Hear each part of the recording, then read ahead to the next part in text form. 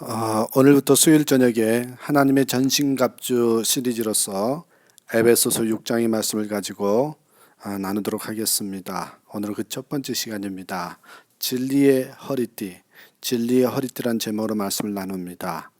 이 성공의 신부로 강원도 태백에 예수원이라는 영성 공동체를 세운 대천덕 신부님이 계십니다. 그분은 1957년에 한국에 들어와서 2002년에 소천할 때까지 약 45년간 이 땅에 살면서 이 기독교 영성운동을 이끌었던 분입니다. 그분은 성령의 은총의 은혜를 강조하면서요, 성경을 바탕으로 경제 정의 실천에도 관심을 가졌던, 참으로 말씀과 실천의 규정을 이루었던 신학자이자 목회자이기도 합니다. 그분이 쓴 산골짜기에서 온 편지라는 책이 있습니다. 그 한 챕터에 이 사탄의 지령이라는 의미심장한 글이 있습니다. 내용은요, 사단이 한국교회를 정확하기 위해서 전략을 담은 지령입니다. 거기에 4가지 지령이 있다고 해요. 사단의 첫 번째 전략은요, 박해입니다. 교회와 신자를 세상 권력을 동원해서 핍박하는 작전입니다. 그런데 그 작전은 실패했습니다. 성도들은 핍박과 고난이 심할수록 오히려 더 신앙이 강해지고 교회는 더욱 성장했기 때문입니다. 사단의 두 번째 전략이 면역화, 이렇게 표현을 하고 있습니다. 면역화입니다. 사단은 한국교회와 성도들로 하여금 광신적이다, 지나치게 열성적이다, 너무 요란하다, 품위가 없다, 정통적이지 않다 등의 딱지를 붙여서 더 이상 깊은 신앙 상태로 나가지 못하게 하는 작전입니다. 이 작전은 상당한 성공을 거두었습니다. 그러면서 신앙생활을 적당히 하는 잘못된 신앙의 자리를 잡게 되었습니다. 세 번째로 이 책에 나오는 사단의 전략은요, 타락화입니다. 사람 중심, 돈 중심, 조직과 행정 중심, 개교의 중심, 큰 대형교회 중심, 성공 중심, 가장 기도 많이 하는 신자, 성경을 가장 많이 보는 신자, 최고가 되고자 하는 목회자, 가장 큰 단체가 되고 싶어하는 선교단체 등 사회 전반적인 분위기를 보세요. 물량과 최고를 자랑하는 그런 성공 중심으로 관심을 이끌어 갔다는 것입니다. 이런 작전이 어떻습니까? 한국 교회에 잘 먹혀들었습니다. 또 이 4번째 사단의 전략으로서요, 저는 이렇게 제 나름대로 표현할 사단의 캐릭터화랄까요? 캐릭터? 성도들로 하여금 사단을 의식하지 못하게 만드는 전략입니다. 문화라는 것을 통해서 사단을 우습고 귀여운 모습으로 캐릭터화시키는 거죠. 그렇게 함으로써 사단의 실체에 대한 두려움과 거부감이 사라지게 했습니다. 사단은 분명히 존재함에도 불구하고 사단의 존재를 부정하게 만든 것입니다. 사단의 존재를 믿지 않는 사람들의 숫자가 점점 늘어나고 있습니다. 사단의 이런 전력 또한 커다란 성공을 거두었습니다. 성경은 사단을 하나님을 대적하는 자라 이렇게 표현을 하죠. 하나님의 백성들을 유혹해서 죄를 짓게 만들어 하나님과 백성 사이를 이간질하는 자입니다. 물론 사단은 질병이나 죽음이나 물질에 대한 두려움, 명예, 쾌락, 이기감 등의 온갖 수단 방법을 동원해서 하나님과 우리 사이를 갈라놓고자 합니다. 하나님은 우리에게 이러한 사단과의 영적 싸움에 이기기 위해서 하나님의 전신갑주를 입으라, 그렇게 말씀하십니다. 구원의 투구를 쓰고 의의 호신경을 붙이고 진리의 띠를 띠고 믿음의 방패를 들라고 말씀합니다. 이런 무기들을 사단의 공격으로부터 이 자신을 보호하기 위한 방어 도구들입니다. 그래서 여러분, 어떻게 보면 신앙생활에서 참 중요한 부분이 영적 전쟁, 이 부분이겠지요. 이런 부분 속에서 우리가 전신갑주를 입어야 된다라고 얘기를 합니다. 그래서 여러분, 영적 전쟁에서 승리하기 위해서는 여기에 몇 가지 한번 우리 나눠보는 시간을 갖겠습니다. 첫 번째입니다, 여러분. 영적 전쟁에서 승리하기 위해서는요, 영적 전쟁의 대상을 분명히 알라는 겁니다. 영적 대상을 분명히 알아야 합니다. 영적 전쟁에서 우리가 승리하려면 전쟁의 대상을 잘 알아야 한다는 거, 여러분 이런 말 들어봤잖아요. 지피지기면 백전백승이라고. 적을 알아야 전쟁이 이길 수 있습니다. 우리 신앙인의 전쟁은요. 적인 누구라고 오늘 성경이 말합니까? 11절 한번 보십시오. 12절에 보면 우리의 싸움의 대상은 혈과 육이 대한 것이 아니라고 말씀합니다. 여기에서 혈과 육은 인간을 말합니다. 그러면서 뭐라 그래요? 악한 영이라고 표현을 하고 있습니다. 악한 영들에게 사로잡히면 온갖 악한 일을 자행합니다. 그중 한 예를 들어보겠습니다. 수십 년간 교도관을 일하시다가 퇴직한 우리 박효신 장로님이 쓴 하나님이 고치지 못할 사람은 없다, 이런 책에 나온 내용입니다. 이분이 교도에서 겪었던 일을 또 만났던 수많은 수감자들을 전도했던 사람인데요. 1995년 장이동에서 일가족 5명을 살해하고 암매장한 살해 사건이 있었죠. 그 살인범을 잡고 보니까 이호성이라는 젊은이였습니다. 이 호성이는 자기 아버지, 어머니, 친형, 형수, 조카 이렇게 5명을 죽이고 정원에 암매장을 했습니다. 그런데 구치소에 들어온 호성이는 살인은커녕 남에게 100원도 빼들 수 없는 그런 인상이었더랍니다. 오랜 교도관의 직감으로써 이 범인의 눈빛, 몸짓만으로도 흉악범인지 아닌지를 구별할 수 있었다고 합니다. 그런데 아무리 봐도 호성이는 가족 5명을 살해할 그런 인상이 아니더래요.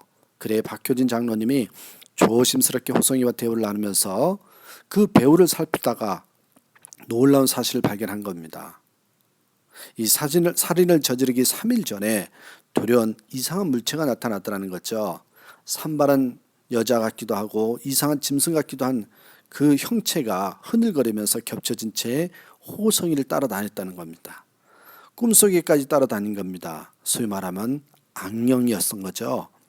이 호성이는 거의 미칠 지경이었습니다. 사흘 뒤에 호성이는 아버지한테 용돈을 얻으러 갔다가 거절당합니다. 바로 그 순간에 악령이 죽여라, 신발장에 있는 망치로 죽여라, 그렇게 명령을 내더래요. 그 명령에 미친 호성이는 망치로 부모를 죽이고 형과 형수 조카를 죽였다는 것입니다.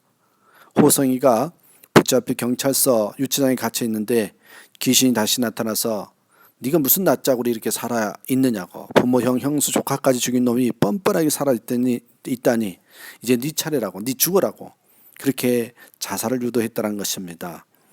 그 말대로 경찰서 유치장에서 몇 번 죽으려고 했지만 사람이 많아 죽지 못했습니다. 구치소로 옮기는 날 귀신은 오늘 구치소로 넘어간다, 절대로 오늘 옮기지 말라고 러닝서치를 찢어 올가미 만드는 법, 창틀에 목을 매는 것까지 마치 TV 화면처럼 환하게 보여주더라는 것입니다.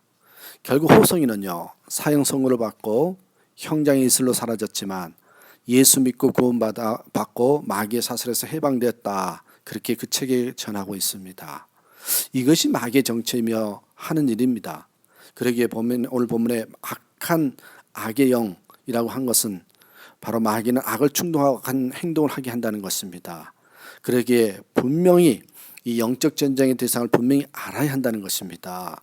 궁극적인 우리 싸움의 대상은요, 내 기분을 상하게 하는 상대방 운전자가 아닙니다. 내 말을 잘 듣지 않는 자녀가 아닙니다. 인터넷 중독, 스마트폰 중독이 되어 있는 자녀가 절대 대상이 아닙니다. 날마다 술을 먹고 늦게 들어오는 남편이 싸움의 대상이 아닙니다.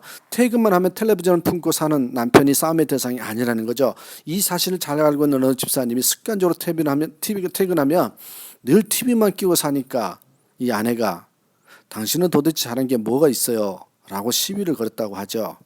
그런데 남편이 이렇게 이야기했답니다.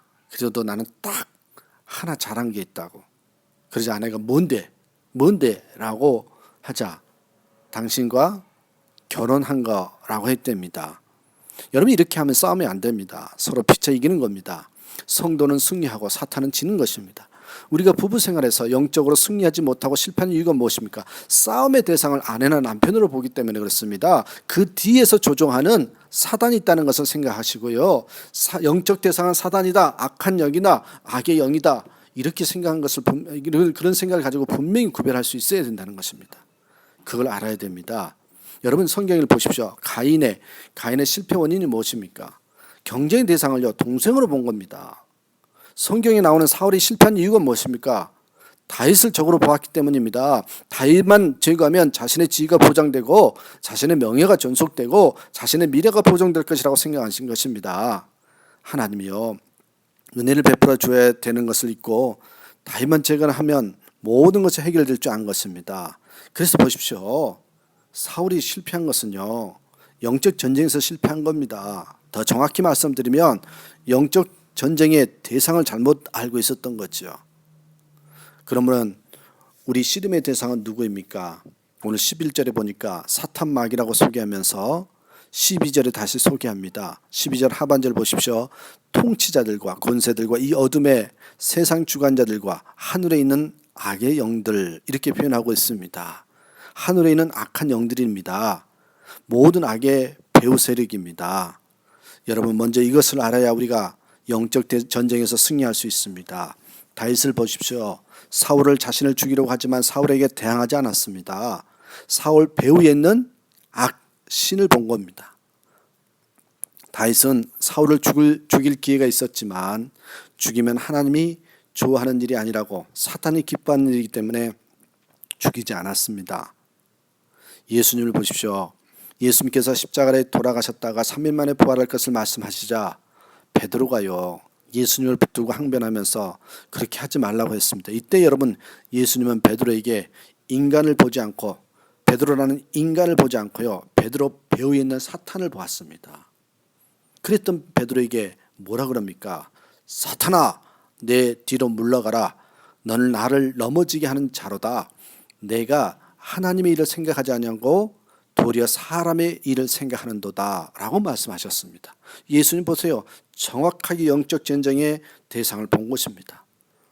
오늘날 우리가 다 함께 승리하지 못하는 이유가 무엇이겠습니까? 정치하는 사람들은 다른 정당을 싸움의 대상으로 생각합니다. 경제의 현장에서는요,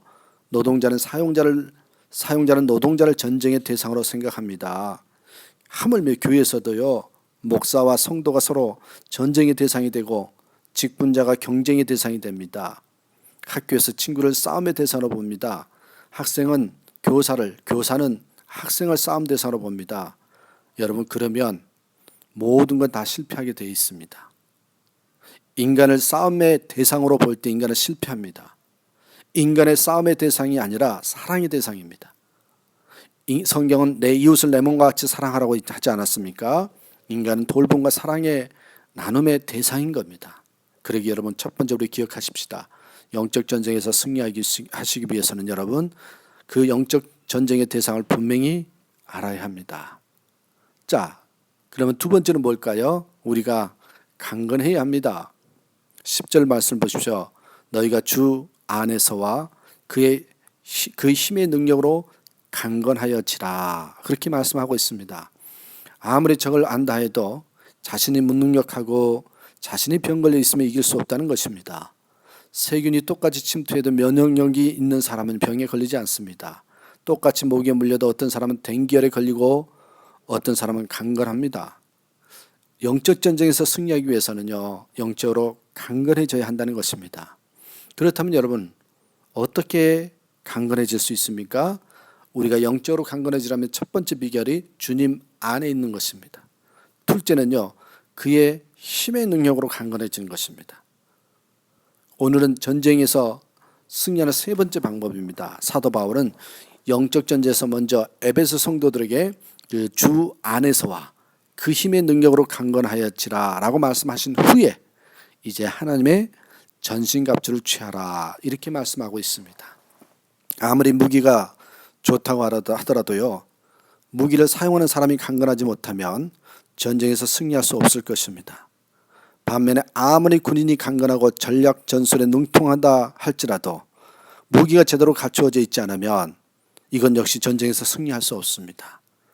우리의 대적 사탄은 힘이 강하고 사악하며 교활하기 때문에 적으로부터 적절하게 몸을 방어하기 위해서는 철저히 무장해야 합니다.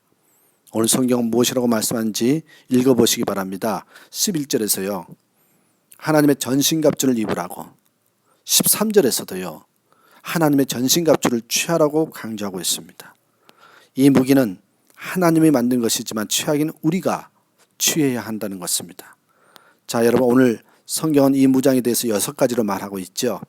아마 감옥에 있으면서 로마 군인들의 모습 보고 서술했던 것 같습니다. 첫 번째 뭐예요? 진리의 허리띠를 띠어야 하며, 두 번째 의의 흉배를 붙이고, 세 번째 평안의 복음에 예비하신 것으로 신을 신고, 네 번째 믿음의 방패를 가지고, 다섯 번째 구원의 투구를 쓰고, 여섯 번째 성령의 검을 사용해야 한다고 말씀하고 있습니다. 물론 이것이 영적 전쟁에 필요한 모든 도구는 아닐 것입니다. 그러나 필수적인 도구들은 다 열등한 것일 것입니다. 이 전신갑주 중에 자 보십시오. 오늘은 영적 전쟁 승리하기 위해서는 첫 번째로요, 서서 진리의 허리띠를 띠어야 한다, 이 표현이 나오는데 바로 진리의 허리띠입니다. 군인들이 전투에서 참여하여 승리하기 위해서는 먼저 일어서서 허리띠를 차야 합니다. 누워 나태하게 있으면 안 되겠지요. 경각심을 가지고 준비해야 합니다. 허리띠는 허리띠인데 무슨 허리띠라고 말씀하고 있습니까? 진리의 허리띠입니다. 진리로 너희 허리띠를 띠라고 말씀하고 있습니다. 영적 전쟁에서 승리하기 위해서 먼저 해야 할 것, 영적 전쟁에서 가장 필수적이고 통합적인 것이 진리라는 것입니다. 사단과 전쟁에서 이길 수밖에 없는 무기가 진리라는 것입니다. 기독교 역사에서 보면 여러분 진리를 위해서 죽은 사람들의 이야기가 많이 나옵니다. 마틴 루터는요, 천주교의 잘못된 신앙에 대항해서 95개의 반박문을 붙이고 종교개혁을 일으킵니다. 교황은 루터를 파문하고 그를 체포해 죽이라고 했지만 이 프레드릭 영주가 보호해 주어 겨우 생명을 보존할 수 있었습니다. 그런데 당시 독일 황제였던 까를 5세가 루터에게 신변의 안전을 보장하면서 초청장을 보냅니다. 1521년 3월 6일에 보름스에 있는 국회에 나와서 자신을 변호할 기회를 주겠다는 것이었습니다. 물론 이 신변 보장은 믿을 수 없었습니다. 그 보장만 믿고 보름스 국회에 갔다가 언제 죽을지 모릅니다. 이제 종교개혁을 일으킨 정당성을 설명하기 위해서 국회에 갈 것인지 아니면 생명의 위협이 두려워 안 갈 것인지 선택을 해야 됩니다. 바로 그때에 루터는 이런 말을 남기고 보름스 국회에 담대히 나갑니다. 나는 보름스에 입성할 것이다.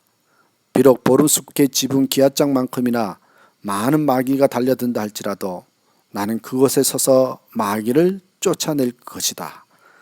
여러분 얼마나 멋지지 않습니까? 얼마나 멋있습니까? 하지만 루터가 멋있는 것이 아니고 바로 진리의 힘입니다. 이렇게 루터가 목숨을 걸도록 만든 것은 바로 성경의 진리였습니다. 그가 로마서를 연구하다가 발견된 말씀이 로마서 1장 17절인데요. 오직 의인은 믿음으로 말미암아 살리라, 이 말씀을 붙들고 나아간 것입니다. 단순한 말씀 같지만 이 안에는 우리가 구원받은 방법은 행위도 아니요 공로도 아니며 오직 믿음으로만 가능하다는 이신칭의의 절대적 진리가 들어있습니다. 기독교의 가장 핵심이 되는 이 진리를 천주교가 왜곡하기에 루터가 종교개혁을 일으킨 것입니다. 만약 루터가 다른 인간적인 소신 때문에 이를테면 천주교의 비리의 격분에서 종교개혁을 일으켰다면 절대 목숨을 걸 수 없었을 겁니다. 그러나 그가 붙잡은 것은 여러분 바로 성경의 절대 진리였기에 그는 어떤 위험에도 두려워하지 않고 생명을 걸고 보름숲에 나갈 수 있었던 것입니다. 이렇게 진리는요 우리 신앙의 핵심이요 허리와도 같은 겁니다. 모든 기준, 모든 근거를요 진리에다 두어야 됩니다. 말씀에 두어야 한다는 겁니다. 여러분 이게 조금 오늘 말씀하서 이렇게 상관되는 말씀은 아니지만 그래도 제가 은혜가 되었기에 마지막 이해를 마치고 오늘 말씀을 마치겠습니다. 대전에 있는 한 교회 여자 집사님이 있었습니다. 그분의 남편은 과수원을 하면서 1톤 트럭에 과일을 넣고 파는 술꾼이었습니다. 어느 날 교회에 부흥회가 있어서 그 집사님 남편이 억지로 교회로 데리고 온 거죠. 그때 교회 건축을 앞두고 있을 때였는데 강사 목사님이 교회 건축은 매우 소중한 일이라서 헌금하면 복받습니다 라고 설교하고 헌금을 작정하게 한 것입니다. 이 여자 집사님은 걱정이 됐습니다. 남편이 헌금 설교 때문에 시험에 들 줄 알았기 때문입니다. 그런데요 오히려 남편이 1,000만 원을 작정하고 헌금에 넣어놓는 것을 보았습니다. 그 돈은 당시요 집 한 채를 살 수 있는 엄청난 돈이었습니다. 다음날 목사님은 술 기운으로 작정한 것인지 확인하려고 신방을 가셔서 정말 그 많은 돈을 헌금할 수 있겠습니까? 라고 물었답니다. 근데 그분이 대답하더래요. 걱정 마세요. 금년에 사과 농사가 잘 되면 1,000만 원은 나올 것입니다. 그렇게 말하고는 사과를 수확하기 전에 농사가 잘 될 줄 믿고 믿음으로 헌금을 해버린 겁니다. 여러분, 목사님은 속으로 어떻겠습니까? 큰일 났다 생각을 했을 겁니다. 사과 농사가 잘못되면 그분의 실망이 클 것이라는 부담 때문에 목사님은 어떤 줄 아십니까? 날마다 사과밭을 위해서 기도했다고 합니다. 아마 제가 이걸 충분히 이해할 것 같습니다. 그러나 얼마 후에 태풍이 불어서 사과가 다 떨어져 버렸답니다. 목사님은 한우지 무너져 내린 것 같았습니다. 급히 그 가정의 신방을 갔더니 태풍에 떨어진 사과를 박스에 넣으면서 산더미처럼 쌓아놨더랍니다. 그 모습을 보고 목사님은 울고 신방대원들도 다 울었습니다. 목사님이 속이 너무 상해서 하나님 왜 이렇게 하셨나요? 하고 막 우는데 술꾼 남편이 목사님 울지 마세요. 금년만 해입니까? 내년에 잘 되면 되지요. 하고 오히려 위로했다고 합니다. 여러분, 하나님께서 그런 분을 축복하지 않겠습니까? 그 뒤에 엄청나게 사과밭이 잘 돼서 큰 집도 사고 큰 부자가 됐다고 합니다. 교회를 오래 다녀서 직분을 가진 사람들 중에 조금만 환경에 어려움이 닥치면 원망하고 불평하고 좋으신 하나님을 의심하는 사람들이 있습니다. 어떤 경우에는 교회를 별로 다니지 않아도 직분이 없는 사람인데 어려움 속에서 하나님의 선한 손길을 믿고 인정하는 경우를 흔히 볼 수 있습니다. 그 차이가 뭘까요? 저는 교회를 오래 다녔느냐, 오래 다니지 않았느냐, 그게 기준이 아닌 것 같습니다. 정말 그 사람이 신앙생활하면서 하나님의 말씀을 진리의 허리띠로 띠고 있느냐, 그렇지 않느냐의 차이인 것 같습니다. 진리의 허리띠를 띠고 있으면 어떤 여건 속에서도 환경 속에서도 흔들리지 않고 마지막에 승리할 수 있더라는 것입니다. 그래서 여러분, 진리의 허리띠가 있어야 흔들리지 않는 삶, 흔들리지 않는 신앙이 될 수 있다는 것입니다. 저와 여러분은 오늘 주신 말씀에 따라 특별히 하나님의 말씀이 기준이 되고 하나님의 말씀을 진리의 허리띠로 띠고 있음으로 말미암아 어떤 환경 속에서도 넘어지는 자가 아니라 그것을 넉넉히 극복하는 그런 삶이 되기를 주님의 이름으로 간절히 부탁을 드리겠습니다. 기도하겠습니다.